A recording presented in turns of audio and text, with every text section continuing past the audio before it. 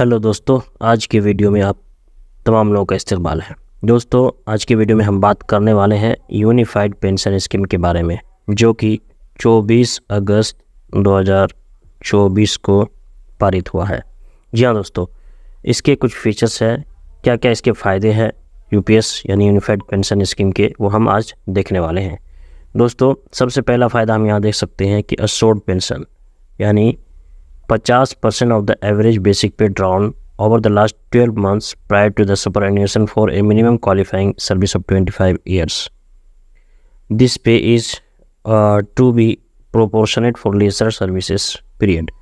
दोस्तों, assured pension इसमें मिलेगा, यानी कि जो बेसिक सैलरी है उस सैलरी का जो जब रिटायरमेंट होगा या सेवानिवृत्ति होगी तो उसके आखिरी जो 12 महीने हैं उस 12 महीने का जो बेसिक पे है उसका एवरेज निकालेंगे। तो मान के चलिए कि 12 महीने का बेसिक पे का 50,000 एवरेज निकलता है, यानी कि 50,000 रुपये आपका, यानी इसको हम 12 से जो है गुना करके फिर 12 से डिवाइड कर देंगे तो एवरेज निकल जाएगा।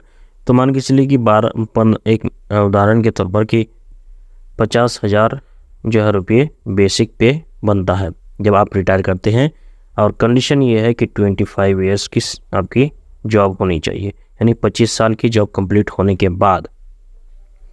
तो इसका आपको कितना परसेंट मिलेगा? 50% आपको इसका मिलेगा।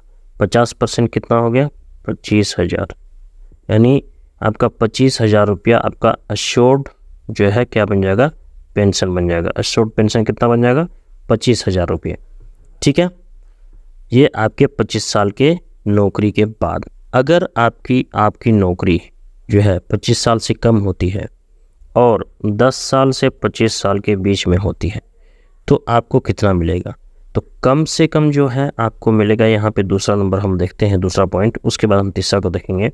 कम से कम आपको 10,000 रुपये पर मंथ अश्योर्ड इंश्योरेंस मिलेगा, यानी अगर आपकी नौकरी 10 साल से लेकर 25 साल के बीच में होती है तो आपको 10,000 रुपया महीना के हिसाब से मिलेगा। और इसका कैलकुलेशन जो है अलग तरह से होगा। जैसे अगर आपकी 10 साल है तो 10,000 आपको मिलेगा, लेकिन अगर आपकी 15 साल या 20 साल की नौकरी है तो आपको कितना मिलेगा? तो अगर आपकी 50,000 बेसिक पे है और आपने 20 साल नौकरी किया, या फिर आपने जो है 15 साल नौकरी किया, तो 15 साल आपने नौकरी किया तो इस वक्त आपको कितना परसेंट मिलेगा? तो 15 को अगर हम 2 से गुना कर देते हैं तो 30, यानी कि 30% आपको इसका पेंशन मिलने वाला है, यानी कि 15,000 रुपया।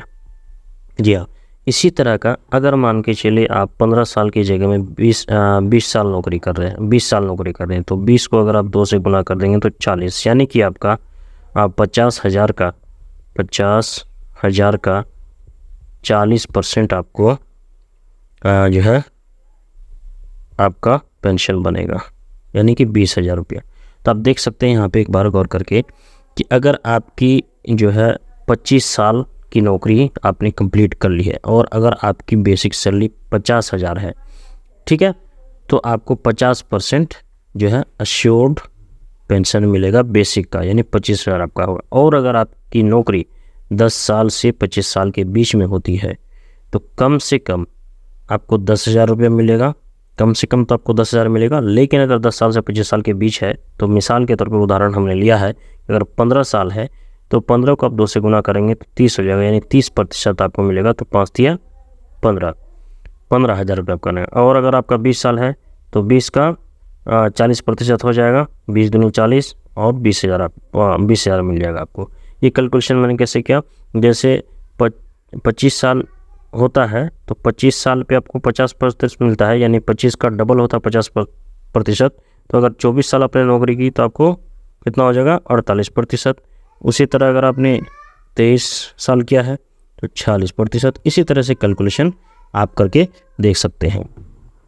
तो 2 बेनिफिट हो गया, एक तो अश्योर्ड पेंशन हो गया 50% 25 साल के बाद, और अगर आपने 10 साल से 25 साल के बीच में नौकरी की तो कम से कम तो आपको 10,000 रुपये आपको मिलेगा ही मिलेगा। और अगर आप 10 साल से ऊपर किए हैं तो इस हिसाब से आप उसको कैलकुलेशन कर सकते हैं।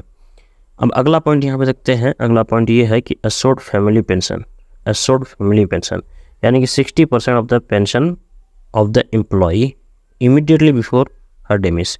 यानी कि अगर आपकी 50,000 रुपया जो है क्या है पेंशन बन रहा है, ठीक है, 50,000 रुपया अगर आपका पेंशन बन रहा है, ये पेंशन अमाउंट की बात कर रहे हैं, 50,000 रुपया अगर आपका पेंशन बन रहा है और उस वक्त अगर आपकी मृत्यु हो जाती है तो आपको फैमिली को जो है इसका 60% इमीडिएटली जो है पेंशन शुरू हो जाएगा। इसका 60% of the pension employee immediately शुरू हो जाएगा। कितना हो जाएगा?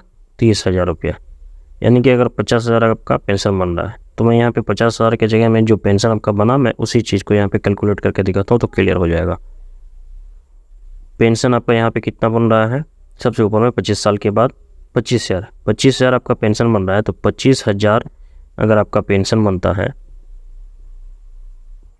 और आपकी मृत्यु हो जाती है तो जो है क्या होगा, कितना परसेंट मिलेगा फैमिली को? 60% मिलेगा इसका। तो 25 का 60% हो जाएगा आपका 15,000। यानी कि 15,000 रुपया आपका अश्योर्ड 60% पेंशन जो है फैमिली पेंशन शुरू हो जाएगा। कौन सा पेंशन शुरू होगा? फैमिली पेंशन, ठीक है। उसके अलावा एक पॉइंट है कि इन्फ्लेशन इंडेक्सन, यानी कि जो DR है यानी डियरनेस रिलीफ वो भी इसमें मिलेगा। DA का जो है रिलीफ इसमें मिलेगा, ठीक है। अब यहाँ पे एक चीज़ है लमसम अमाउंट का। अगर आप लमसम अमाउंट एक लेना चाहते हैं तो मान के चलिए कि आपने 25 साल तक जॉब किया, ठीक है, और आपका बेसिक पे उस वक्त कितना है? 50,000, ठीक है।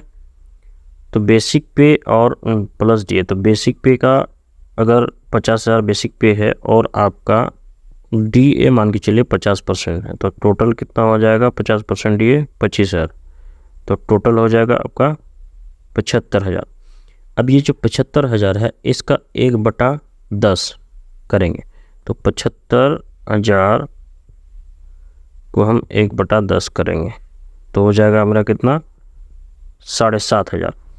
अब यहाँ पे कहा गया कि 6 मंथ्स ऑफ सर्विस, तो 25 साल हमने सर्विस किया तो 25 साल को हमने जो है साल में 6 महीने होते हैं तो हम 25 को 2 से गुना करेंगे तो 50 हो जाएगा। तो इससे हम कैलकुलेट कर देंगे 7,500 को, तो इंटू 50 इससे हम कैलकुलेट कर रहे हैं तो कितना हो जाएगा मेरा? लगभग ये हो जा रहा है 15 25 25 5 से 35 और 2 37, ये लगभग 3,75,000 रुपये आपका 7,500 को अगर आप 50 से गुना करेंगे तो 3,75,000, यानी ये 3,75,000 लमसम अमाउंट आप जो है ले सकते हैं। दोस्तों उम्मीद है UPS का ये फंडा समझ में आ गया होगा। अब हम देखते हैं कि OPS, NPS और UPS में क्या क्या डिफरेंस है। सबसे पहला OPS में क्या है, जो भी आप सैलरी डाउन करते थे उसका आपको 60%, उसका आपको 50% मिल जाता था बेसिक सैलरी। अब मान के चलिए एक उदाहरण हम यहाँ पे लेते हैं कि आपकी बेसिक सैलरी अगर उस वक्त 50,000 बनती है तो इसका आपको 50% बेसिक नहीं तो इसका 50% कितना हो जाता? जो सैलरी आप लेते थे 25,000 आपका बन जाता था। अब NPS में आपका जो है 50,000 का आपको 50% मिल गया तो ये भी आपका 25,000 हो गया, ठीक है। लेकिन इसमें कोई साल की कैद नहीं होती थी, लेकिन इसमें क्या है आपको 25 साल होना चाहिए तो 50,000 गुना 50% तो हो गया आपका 25,000। तो यहाँ पे कैलकुलेशन में फ़र्क क्या है कि आपका जो सैलरी डाउन करते थे उसका 50%, यहाँ पे बेसिक DA का 50%, लेकिन साल का कोई कैद नहीं, यहाँ पे 25 साल होने पर 50%, बाकी में आपको प्रोपोर्शनली कम हो सकता है, ठीक है। इसमें जो गवर्नमेंट कंट्रीब्यूशन होता था जो है फुल, यानी पूरी तरह से गवर्नमेंट का, एम्प्लॉय का कुछ नहीं होता था। और इसमें गवर्नमेंट का होता था 14% और एम्प्लॉय का होता था 10%। इसमें गवर्नमेंट का हो गया आपका 18.5% और एम्प्लॉय का हो गया 10%। ये कंट्रीब्यूशन है, ठीक है। यहाँ तक समझ में आ गया होगा उम्मीद है। ओपीएस में आपका जो है अश्योर्ड पेंशन है और एनपीएस में आपको फ्लेक्सिबल है, कोई अश्योर्ड पेंशन नहीं है। और इसमें भी आपका अश्योर्ड पेंशन है। इसमें ओपीएस में जो है फैमिली पेंशन है, इसमें जो है कोई फैमिली पेंशन स्पेसिफिक नहीं है।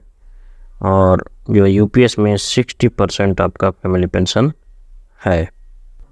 उम्मीद है आपको हमारा वीडियो पसंद आया होगा। वीडियो पसंद आया है तो वीडियो को लाइक करें, दोस्तों तक शेयर करें और चैनल को सब्सक्राइब ज़रूर करें। बहुत बहुत शुक्रिया।